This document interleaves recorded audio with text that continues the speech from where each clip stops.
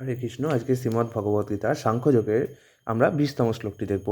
ন জায়তে স্মিয়তে বা কদাচিন নায়ং ভূত্তা ভবিতা বা ন ভুয় অজো নিত্য শাশ্বত অহং পুরাণো ন হন্যতে হন্যমানে শরীরে। অর্থাৎ আত্মার কখনো জন্ম হয় না বা মৃত্যু হয় না, অথবা পুনঃ পুনঃ তার উৎপত্তি বা বৃদ্ধি হয় না। তিনি জন্মরহিত, শাশ্বত, নিত্য এবং পুরাতন হলেও চিরনবীন। শরীর নষ্ট হলেও আত্মা কখনো বিনষ্ট হয় না। বহুপাদের তাৎপর্য বলছেন, গুণগতভাবে পরমাত্মা ও তার পরমাণু সদৃশ অংশ জীবাত্মার মধ্যে কোনো পার্থক্য নেই। জড়দের যেমন পরিবর্তন হয়, আত্মার তেমন কোনো পরিবর্তন হয় না। তাই আত্মাকে বলা হয় কূটস্থ, অর্থাৎ কোনো কালে কোনো অবস্থায় তার কোনো পরিবর্তন হয় না। জড়দের 6 রকমের পরিবর্তন দেখা যায়। মাতৃগর্ভে তার জন্ম হয়, তার বৃদ্ধি হয়, কিছুক্ষণের জন্য স্থায়ী হয়, কিছু ফল প্রসব করে, ক্রমে ক্রমে তা ক্ষয়প্রাপ্ত হয় এবং অবশেষে তার বিনাশ হয়। আত্মার কিন্তু এরকম কোনো পরিবর্তনই হয় না। আত্মার কখনো জন্ম হয় না, কিন্তু যেহেতু সে জড়দেহ ধারণ করে, তাই সেই দেহটির জন্ম হয়। যার জন্ম হয় তার মৃত্যু অবধারিত, এটিই প্রকৃতির নিয়ম। তেমনি আবার যার জন্ম হয় না তার কখনোই মৃত্যু হতে পারে না। আত্মার কখনো জন্ম হয় না, তাই তার মৃত্যুও হয় না। আর সেই জন্য তার অতীত, বর্তমান অথবা ভবিষ্যৎ বলে কিছু নেই। সে নিত্য, শাশ্বত ও পুরাতন। অর্থাৎ কবে যে তার উদ্ভব হয়েছিল তার কোনো ইতিহাস নেই। আমরা দেহ চেতনার দ্বারা প্রভাবিত, তাই আমরা আত্মার জন্ম ইতিহাস খুঁজে থাকি। কিন্তু যা নিত্য, শাশ্বত, তার তো কোনো শুরু থাকতে পারে না। দেহের মতো আত্মা কখনো জরাগ্রস্ত হয় না। তাই বৃদ্ধ অবস্থাতেও মানুষ তার অন্তরে শৈশব অথবা যৌবনের উদ্যমতা অনুভব করে। দেহের পরিবর্তন কখনোই আত্মাকে প্রভাবিত করে না।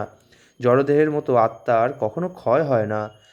দেহের মাধ্যমে যেমন সন্তান সন্ততি উৎপন্ন হয়, আত্মা কখনো তেমনভাবে অন্য কোনো আত্মা উৎপাদন করে না। দেহজাত সন্তান সন্ততিরা প্রকৃতপক্ষে ভিন্ন ভিন্ন আত্মা। স্ত্রী পুরুষের দেহের মিলনের ফলে আত্মা নতুন দেহ প্রাপ্ত হয় বলে সেই আত্মাকে কোনো বিশেষ স্ত্রী পুরুষের সন্তান বলে মনে হয়। আত্মার উপস্থিতির ফলে দেহের বৃদ্ধি হয়, কিন্তু আত্মার কখনো বৃদ্ধি বা কোনো রকম পরিবর্তন হয় না। এভাবেই আমরা উপলব্ধি করতে পারি যে দেহে যে 6 রকমের পরিবর্তন হয়, আত্মা তার দ্বারা প্রভাবিত হয় না। কঠোপনিষদেও গীতার এই শ্লোকের মতো একটি শ্লোক আছে, ন জায়তে মিয়তে বা বিপশ্চিয়ান চিন্নায়াং কৃতশ্চিন্ন বভুব কশ্চিত অজ নিত্য শাশ্বত অহং পুরাণ ন হন্যতে হন্যমানে শরীরে। এই শ্লোকটির সঙ্গে ভগবদ্গীতার শ্লোকটির পার্থক্য কেবল এখানে বিপশ্চিত শব্দটি ব্যবহৃত হয়েছে, যার অর্থ হচ্ছে জ্ঞানী অথবা জ্ঞানের সহিত।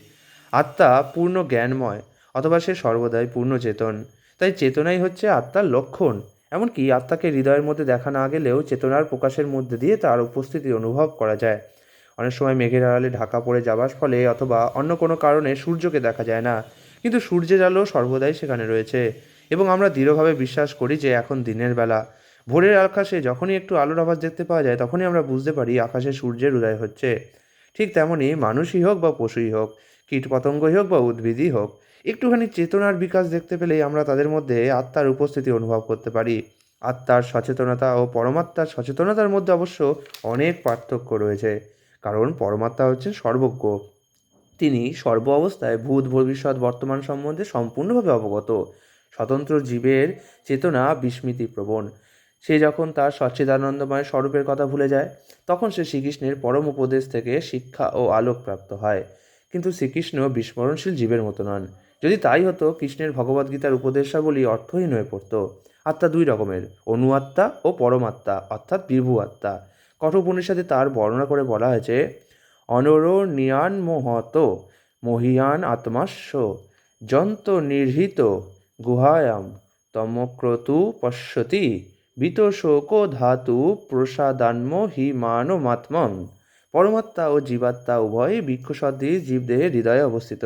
যিনি সব রকম জড়বাসনা ও সব রকমের শোক থেকে মুক্ত হতে পেরেছেন, তিনি কেবল ভগবানের কৃপার ফলে আত্মার মহিমা উপলব্ধি করতে পারেন। ভগবান শ্রীকৃষ্ণ হচ্ছেন পরমাত্মারও উৎস, যা পরবর্তী অধ্যায়ে বিশদভাবে ব্যাখ্যা করা হবে। আর অর্জুন হচ্ছে তার প্রকৃত স্বরূপ সম্পর্কে আত্মবিস্মৃত জীবাত্মা।